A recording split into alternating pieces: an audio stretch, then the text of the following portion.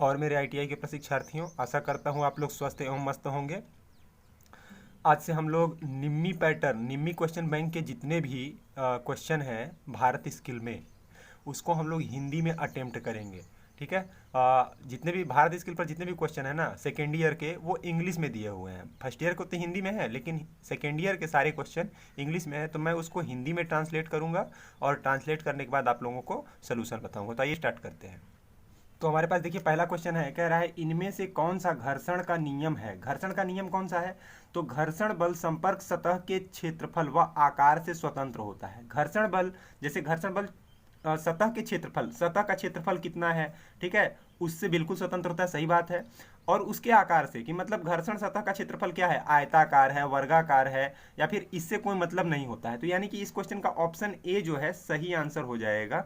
लेकिन option B भी पढ़ लेते हैं। घर्षण बल अभिलंब प्रतिक्रिया के व्युत्क्रमानुपाती होता है। गलत कह रहा है। घर्षण बल जो होता है वो अभिलंब प्रतिक्रिया के क्या होता है, समानुपाती होता है। यहाँ पे व्युत्क्रमानुपाती कह रहे हैं। घर्षण बल पिंड की गति की दिशा में कार्य करता है। गलत बात है। घर्षण बल हमेशा क्या करता है, घर्षण बल पिंड के गति के विपरीत दिशा में कार्य करता है। ठीक है, तो ये भी गलत हो जाएगा, ये भी गलत हो जाएगा। घर्षण बल संपर्क सतह की प्रकृति पर निर्भर नहीं करता है, लिखा हुआ है। घर्षण बल संपर्क सतह की प्रकृति पर निर्भर करता है कि तल खुरदरा है कि चिकना है। अगर खुरदरा है तो घर्षण बल का मान ज्यादा होगा, चिकना है तो घर्षण बल का मान कम होगा। तो यानी कि ये भी ऑप्शन के हिसाब से हमारे गलत हो गया। तो ऑप्शन ए इसका राइट है। नेक्स्ट क्वेश्चन देखते हैं।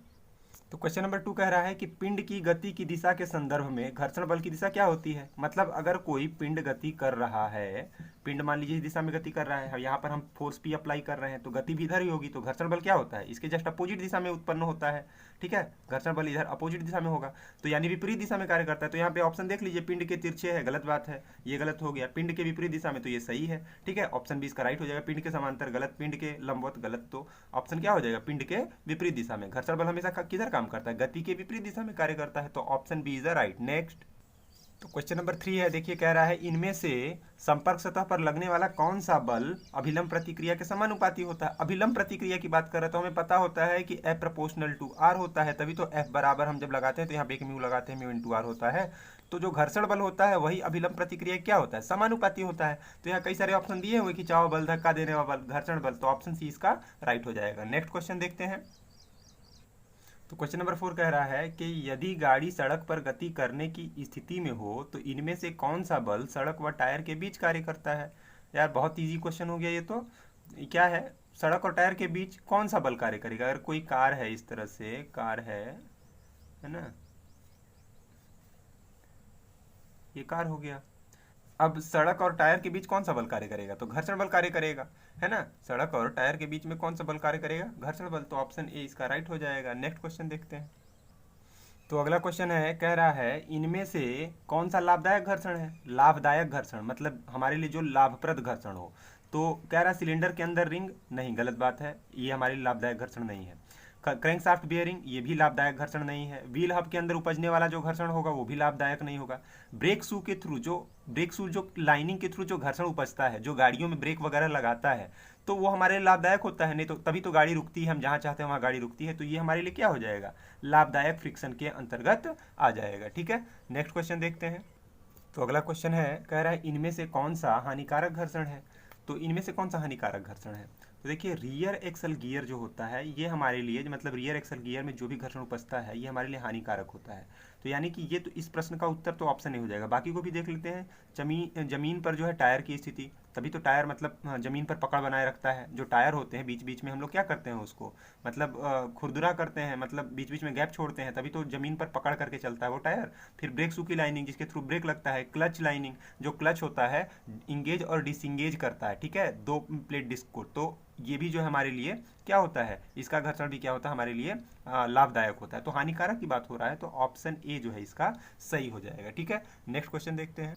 तो क्वेश्चन नंबर 7 क्या कह रहा है, कह रहा है घर्षण बल निर्भर करता है। घर्षण बल किस पर निर्भर करता है, धातु के प्रकार पर। धातु के प्रकार पर, ये गलत बात कह रहे हैं। संपर्क सतह के प्रकार पर, बिल्कुल सही बात है। ये संपर्क सतह के प्रकार पर निर्भर करता है कि कोई भी संपर्क सतह जो है खुरदरी है, चिकनी है, तभी तो घर्षण बल पता चलेगा ना, कि मतलब घर्षण बल ज़्यादा होगा कम होगा। ज़्यादा खुरदरा है तो घर्षण बल का मान ज़्यादा होगा, चिकना है तो घर्षण बल का मान कम होगा। तो यानी ये सही है। ऑप्शन बी संपर्क सतह के क्षेत्रफल पर नहीं काम करता है। धातु के गुणों पर ये भी जो है निर्भर नहीं करता है। तो ऑप्शन बी इसका राइट हो जाएगा। नेक्स्ट क्वेश्चन देख लेते हैं। तो हमारे पास अगला क्वेश्चन है, कह रहा है घर्षण गुणांक होता है। घर्षण गुणांक क्या होता है? अगर हम घर्षण गुणांक की बात करें तो पहली चीज एफ बराबर क्या होता है? म्यू इंटू आर होता है, यही हमारा घर्षण गुणांक है। तो जब म्यू की वैल्यू निकालेंगे तो क्या मिलेगा? एफ बाई आर मिलेगा। एफ क्या होता है? घर्षण बल। आर क्या होता है? अभिलंब प्रतिक्रिया। अर्थात जो घर्षण गुणांक होता है वो घर्षण बल तथा अभिलंब प्रतिक्रिया का अनुपात होता है। तो यहाँ से हमें फंडा क्लियर हो गया। अब कह रहा है पहला ऑप्शन घर्षण बल व क्षेत्रफल का अनुपात, गलत हो गया। घर्षण बल व अभिलंब प्रतिक्रिया का अनुपात, तो ये सही हो गया। अभिलंब प्रतिक्रिया व पिंड का द्रव्यमान, गलत है। अभिलंब प्रतिक्रिया, देखिए ये क्या है ना, यहाँ पर जो ऑप्शन डी है कह रहा है अभिलंब प्रतिक्रिया व घर्षण बल का अनुपात।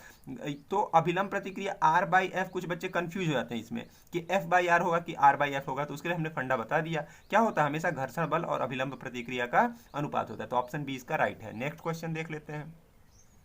अगला प्रश्न है, कह रहा है घर्षण गुणांक का सूत्र है। घर्षण गुणांक का सूत्र क्या होता है? अभी हमने बताया था कि F बराबर क्या होता है? म्यू इंटू आर होता है। तो म्यू बराबर क्या हो जाएगा? F बाई आर हो जाएगा, यही हमारा फार्मूला होगा। ठीक है, तो इसमें देख लीजिए कि कौन सा है। म्यू बराबर क्या? F by R, option D. जबकि आप अगर भारत स्किल पर स्थित जो भी प्रश्न है अगर उसमें आप देखेंगे कि क्वेश्चन नंबर 9, तो इसमें कोई भी ऑप्शन सही नहीं दिया हुआ है। यहाँ पर जो ऑप्शन डी दिया हुआ इसमें मैंने इसको बना दिया है। ऑप्शन डी जो दिया हुआ है भारत स्किल में वो F बाई डब्ल्यू दे रखा है, जो कि गलत है। तो इसमें से कोई ऑप्शन टैली नहीं करेगा। लेकिन जब आपके एग्जाम में क्वेश्चन आएगा तो सही क्वेश्चन आएगा, गलत क्वेश्चन नहीं आएंगे।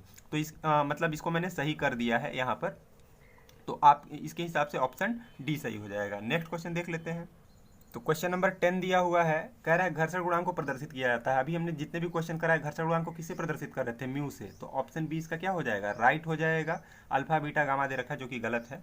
तो आज की क्वेश्चन में आज की वीडियो में केवल और केवल 10 ही क्वेश्चन रहेंगे।